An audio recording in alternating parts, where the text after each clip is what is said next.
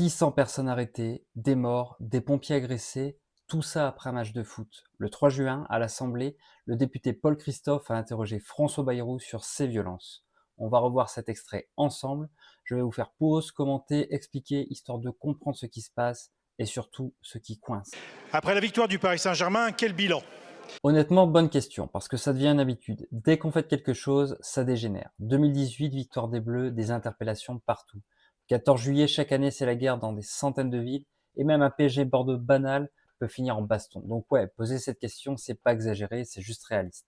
Nos policiers et nos sapeurs-pompiers ont été violemment agressés. C'est dur à entendre, mais c'est la réalité. Et le fait qu'un député le dise clairement à l'Assemblée, c'est important. Ce qu'on vit là, c'est plus un débordement, c'est un vrai symptôme, un truc plus profond. Nos concitoyens terrorisés face à une société d'où nous n'arrivons plus à endiguer la violence. 600 personnes interpellées, des dégradations matérielles majeures à Paris et ailleurs, plusieurs décès, des drames de trop. Nous devons nous battre sur les sujets qui comptent. Chez Horizon, nous refusons l'inaction. Bon, là, c'est un peu le passage obligé, mais franchement, je préfère ça à l'indifférence. Pour reprendre les mots d'Édouard Philippe, la justice, c'est à la fois une valeur et une institution. Et le moins qu'on puisse dire, c'est que l'institution va mal.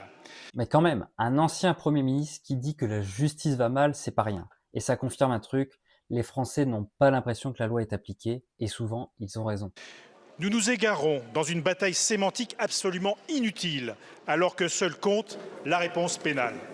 Nous croyons résolument qu'une peine courte, ferme et immédiate a plus d'impact qu'un bracelet ignoré.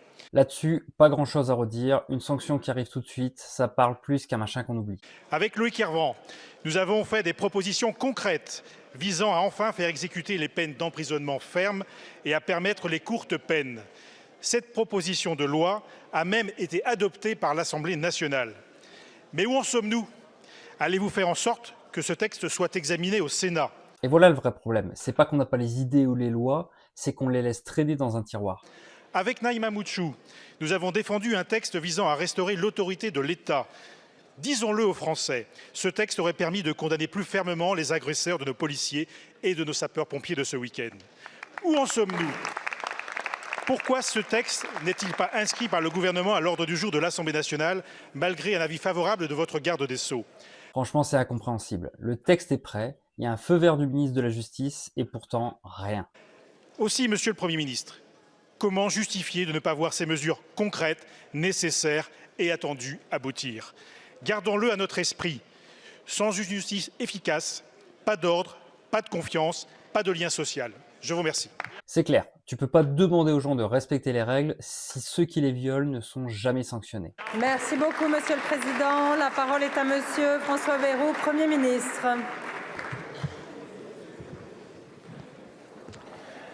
Merci Madame la Présidente. Mesdames et Messieurs les députés, Monsieur le Président Paul Christophe. Avant de répondre très directement à la question que vous m'avez posée, je veux simplement que nous ayons une pensée pour les forces de l'ordre, ceux qui font le travail. Ok, normal, mais là on a besoin de réponses concrètes, pas juste de l'émotion.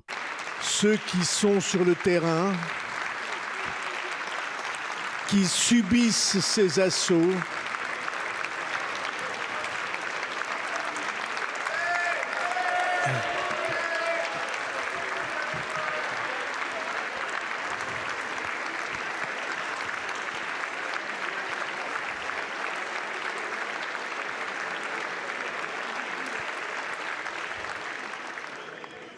merci de ce mouvement.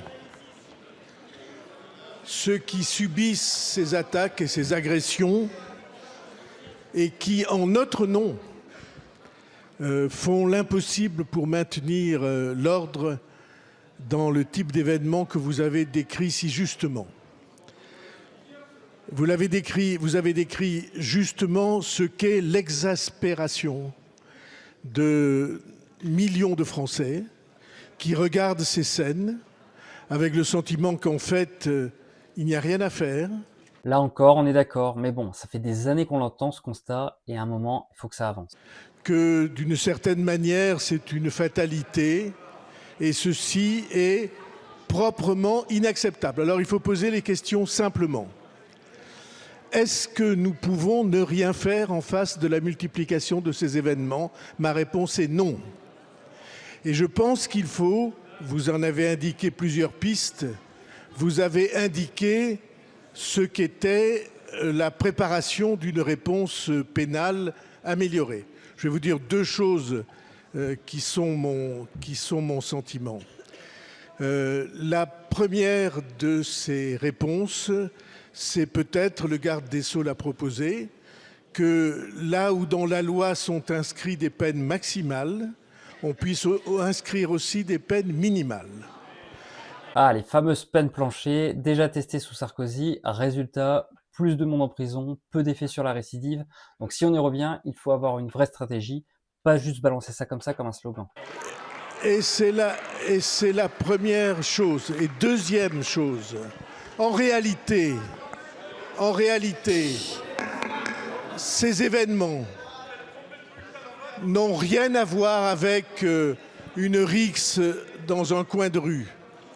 C'est prémédité, préparé, organisé. Ce sont des violences en réunion. Ok, mais si c'est aussi grave que ça, pourquoi on continue de les traiter comme des faits divers? Et la loi prévoit en effet des aggravations de peine. Mais ces aggravations de peine sont extrêmement complexes dans la mesure où elles exigent des accumulations de circonstances particulières, notamment sur la gravité des blessures. Je pense qu'il faut être beaucoup plus clair que cela. Il faut que l'aggravation des peines liées à des violences en réunion et à des violences préméditées, que cette aggravation de peine soit plus nette. Et je pense qu'au lieu d'avoir une multiplication de circonstances aggravantes, il faut simplifier cela pour que ça devienne lisible pour tout le monde. Donc, peine minimale s'il le faut. Deuxièmement, augmentation ou amélioration des circonstances aggravantes. C'est pas idiot, mais ça fait 3 fois qu'il dit « il faut ». Et il est le Premier ministre. À un moment, il faut passer à « on fait ». De manière qu'il soit clair aux yeux de tout le monde que ce type de violence préméditée, préparée, organisée et désormais régulière ne peut pas être acceptée dans un pays comme le nôtre. Bah oui, mais aujourd'hui, elles le sont déjà. Et ce n'est pas en disant « c'est inacceptable » que ça changera. Ce qu'on a vu dans cet échange, c'est un député qui fait des propositions concrètes et un Premier ministre qui fait surtout des constats. Le pire, c'est que certains textes pour améliorer les choses existent déjà, mais on ne les applique pas. Si on veut que les gens reprennent confiance, il va falloir qu'on arrête les discours et qu'on passe à l'action. Vraiment. Allez, à très vite.